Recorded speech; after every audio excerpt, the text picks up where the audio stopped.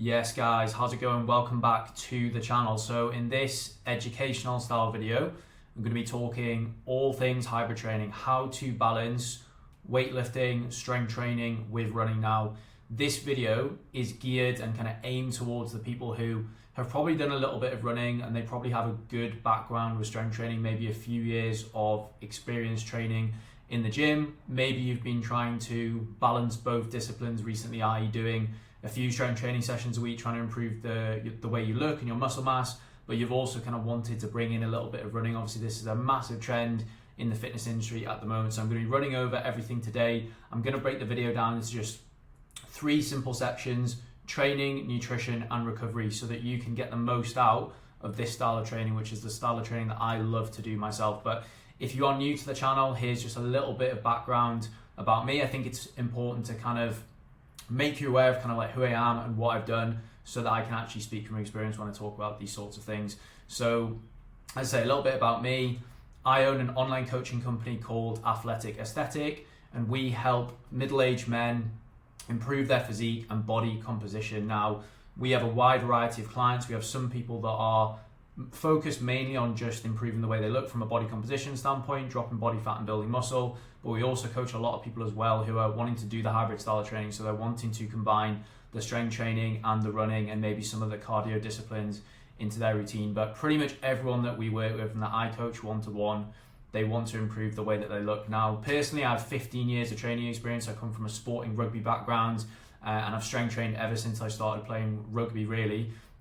Properly from the age of, I would say, about 14 through to now. I'm almost 29 this month. So I've actually been balancing the running and lifting approach, hybrid training, if you want to call it that, for 6 years. I would say it's become very popular in the industry probably over the last 2 years, but I've actually been doing it for a really good amount of time now. I'd say pretty much almost 6 years of consistently balancing running and strength training.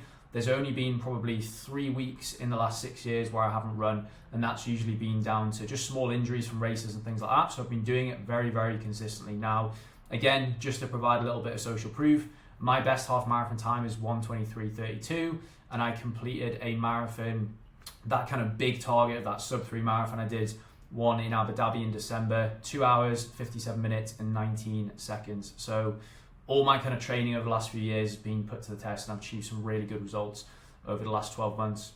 And I kind of moved into this style of training just because I wanted a more kind of healthy and sustainable approach to training. I had a few years where I literally just focused on strength training and bodybuilding, but I kind of missed the endorphins that you get from the cardio, and I missed the kind of, I guess, cardiovascular benefits that obviously you don't get from just strength training, but obviously I did when I was playing rugby a few years ago. So that's why I started training in this way. But yeah, I absolutely love this style of training. I can't see myself ever going back. In terms of my own training at the moment, I do 3 strength training sessions a week, and I run 3 to 4 times a week, depending on what I'm prepping for. But I just wanted to kind of define and explain kind of what hybrid training is before we get into how to manage it, because it's obviously quite a broad term. So the way that I kind of describe hybrid training to people that I'm working with and other people that ask me questions about it on Instagram, LinkedIn, whatever it is basically it's just balancing strength and endurance training to some degree. Now, as I said before, that's obviously a very broad term. And a few years ago, when I kind of started talking about this more on social media, I kind of coined the term the hybrid training spectrum. So, you know, I've illustrated it here with a little bit of a diagram here. So imagine on the left that you have someone who is focused solely on endurance training. You have a marathon runner. Of course, they will do a really small amount of strength training in their routine to complement their running, improve their performance and reduce the risk of injury. And then on the other side of the spectrum, you have a competitive bodybuilder whose sole focus is literally just to improve the way they look and to build as much muscle mass as possible and to bring the best condition to stage. Now, most people that are kind of wanting to get into hybrid training, or people who are already doing it, are kind of somewhere in the middle. They're running and lifting, and that, I would say, I'm slap bang right in the middle at the moment, in the sense that I'm really trying to chase down performance goals. I want to run a sub 120 half marathon over the next couple of months, and then next year I want to run between a 245 to a 250 marathon. That's my goal. But I also really care about the way that I look, and I want to maintain a good amount of muscle mass. I'm around 78 kg at the moment. I've got a good amount of muscle for my height, and I want to maintain that over the next few years as I progress my running. So I balance and prioritize running and lifting at the same time. And again, most of the people that we coach and most of the people that are doing this sort of hybrid style training at the moment in the industry are balancing both, and they're both kind of equally as important to them.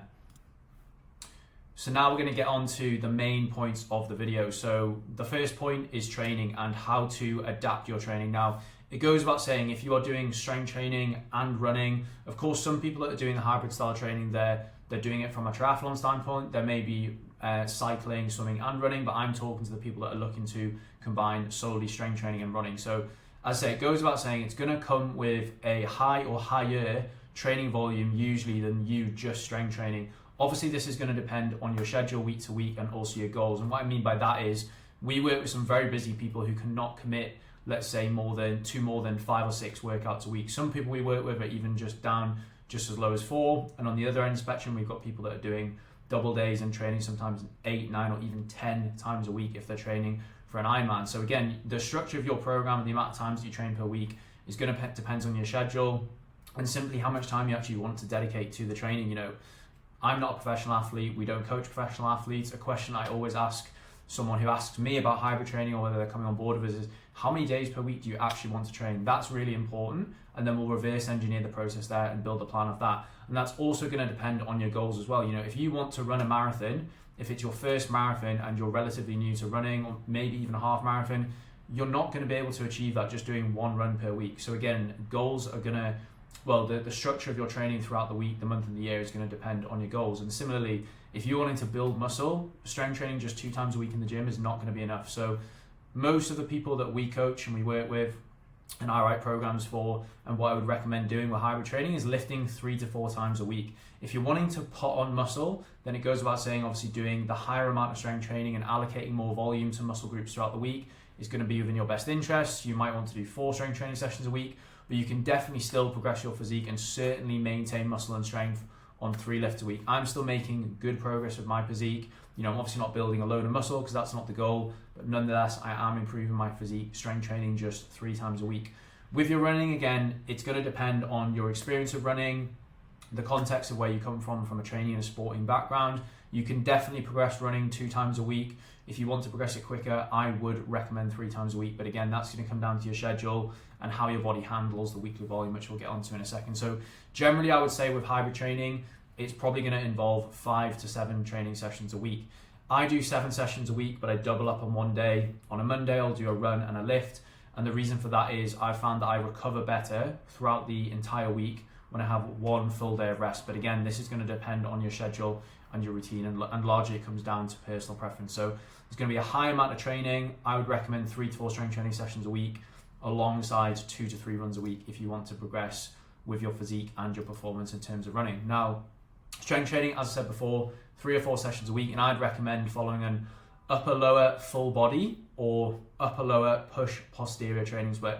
The reason that I recommend this is because it allows you to hit each major muscle group twice per week, and that is going to be optimal for you building muscle and building strength. So for example, with the upper lower full body split, you are obviously going to hit your upper body, so chest, shoulders, back and arms in the upper body session, and you're also going to get exposure to that in the full body session as well.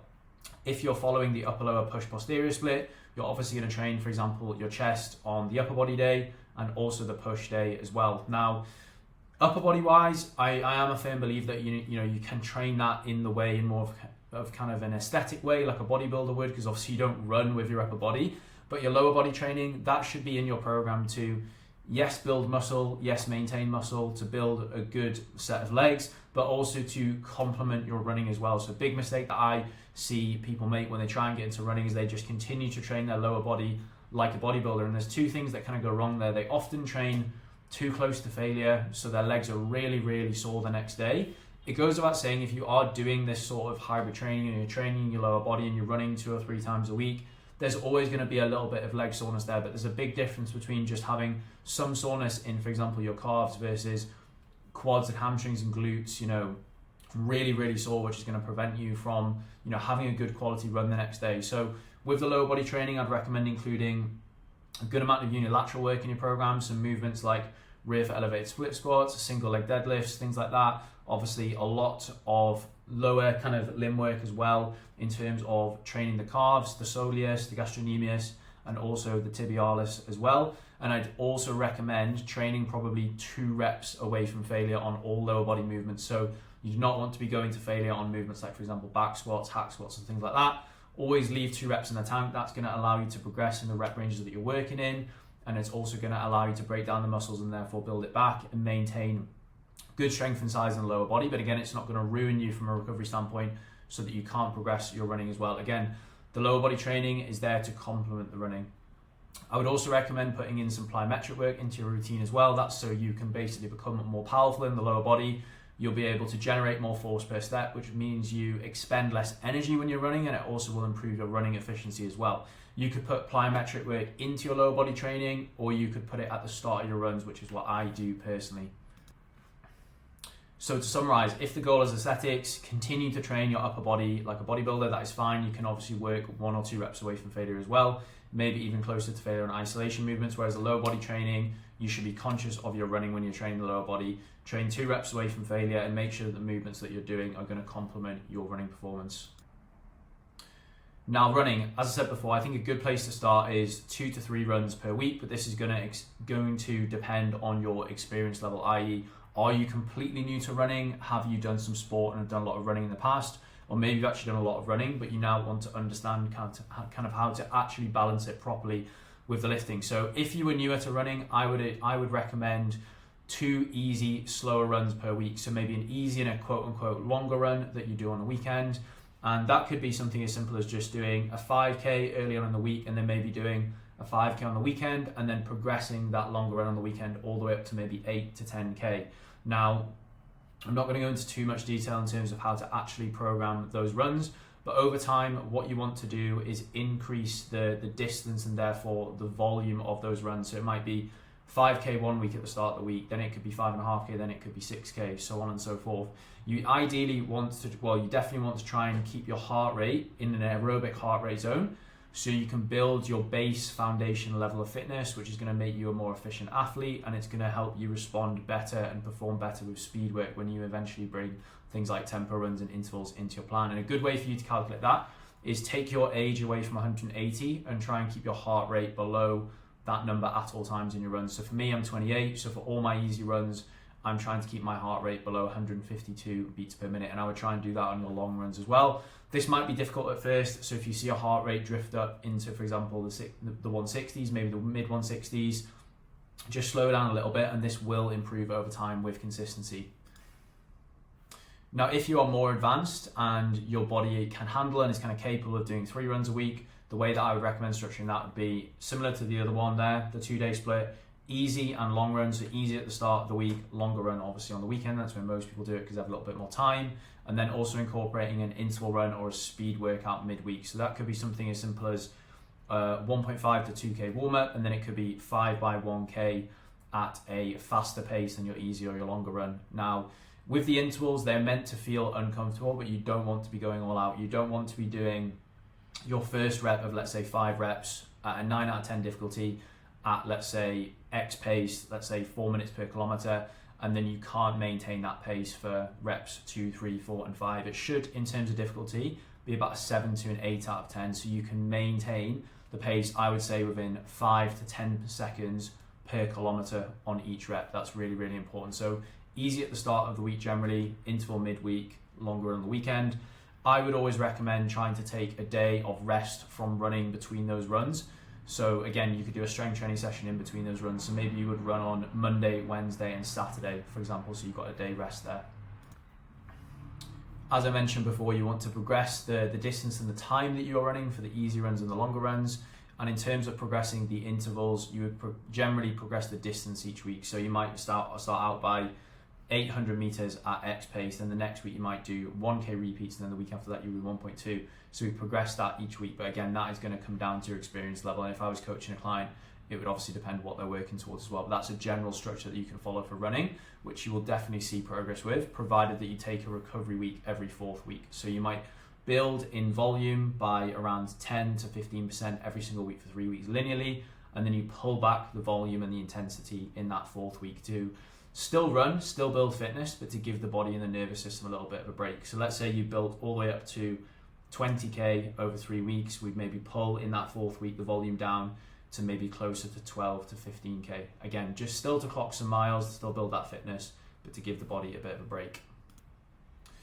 Now, the second point is going to be nutrition and fueling. And again, this is going to depend on your goals alongside your performance goals. And what I mean by that is, again, if I use the example of our own coaching, the people I work with one-to-one, they will generally have a performance goal, i.e. I want to run a fast 10k alongside a body composition goal. So most people, again, they want to get leaner. So if you were focused on improving performance and getting leaner, although it is hard, you can definitely do it. You'd want to be in a calorie deficit across the course of the week. So you'd want to make sure that you are expending more energy than you are consuming through nutrition and food throughout the week. If you were focusing on gaining muscle, you want the opposite of that. You want to be in a slight caloric surplus, and we want to see slight increase in body weight over time. If you are just looking to maintain your body composition and maintain the current weight, then you would obviously want to consume at maintenance and prioritize your carbohydrate intake around the higher output days.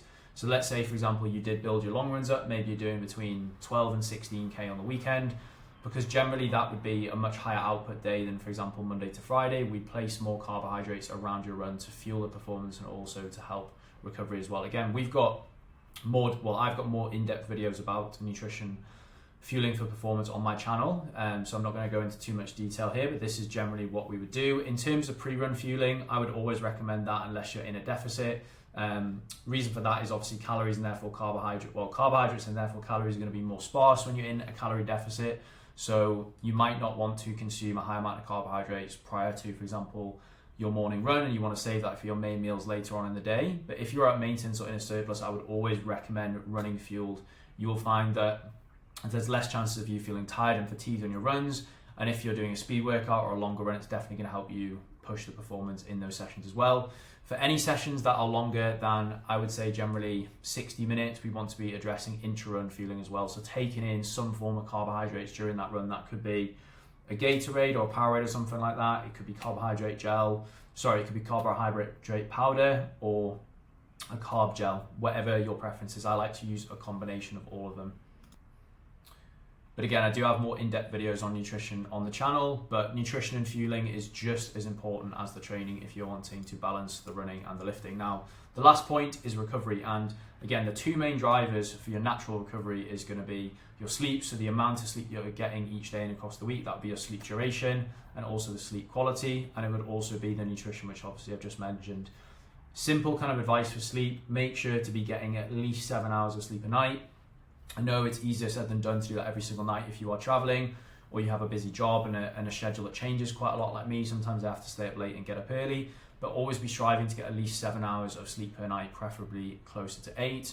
You want to maintain as well a consistent circadian rhythm and a consistent sleep cycle. So try and go to bed, I would say, within half an hour of the same time every single night, and same with waking up. So you don't want to be waking up at 5 a.m. one day and then waking up at 8 a.m. the next day, because your body's going to get confused and it's not going to wind down at the same time. As I mentioned before, nutrition is absolutely essential for helping you get the most out of the training from a performance standpoint, but also recovering as well, so you can then perform well in the next training section. Recovery is also as well going to depend on your training structure throughout the week. And what I mean by that is, let's say you're doing 6 sessions per week and you jammed all of those into the first 4 days of the week, you're definitely going to be under recovered for half of those sessions, and then you have this big blank spot kind of space at the end of the week where you're not really building fitness. So definitely try and distribute your training throughout the week to get the most out of your training and allow you to recover as well. Obviously, there are going to be some weeks where maybe you do need to front load your training and get more training done at the start of the week if you're traveling or you've got kind of like social events on and things like that. But generally try and spread your training throughout the week. So for me, I train from Monday to Saturday, and then I take Sunday as a full rest day there. Outside of obviously the main ones, sleep, nutrition and training structure, there's other little kind of like micro things that you can do to promote recovery. So I am a fan of deep tissue, I call it maintenance work. So instead of visiting a sport massage therapist, relatively infrequently every week to 2 weeks, I like to do little bits of mobility here and there pretty much every day. So I'll usually either use my massage gun or use the foam roller for probably 20 to 25 minutes at the end of each day, rather than having big sessions, as say with a therapist every couple of weeks. I found that helps me maintain kind of better recovery levels throughout the week, rather than being really, really sore and then feeling great for 2 days and then going back to it. Now, obviously recovery is going to depend on lifestyle factors too, like travel. So Obviously, if you're traveling between different time zones and you're getting less sleep, maybe if you're on a plane and things like that, then I would definitely recommend adapting your training intensity to suit your recovery on that week. And what I mean by that is, if you're used to getting 7 hours a night and then you travel on a flight and you only get 3 or 4 hours, your performance levels and recovery levels are going to be significantly reduced compared to what they are. So you might want to, for example, shorten your run the next day, or work maybe 1 rep further away from failure in your strength training sessions. Maybe you want to reduce the volume in that strength training session, or maybe even move it slightly. So travel is going to affect that as well, and that's something that we work closely with our clients, is helping them manage their training, nutrition, recovery around travel too, because a lot of them do travel frequently. And lastly, obviously, high stress weeks. Again, the stress that you're putting on your body through training and maybe being in a calorie deficit, doing a lot of training, is going to have the same effect on your body as work stress, financial stress, personal stress. So we have to manage the total amount of stress on the body and then decide whether to adapt the training if we need to do that as well. So lots of things to take into account.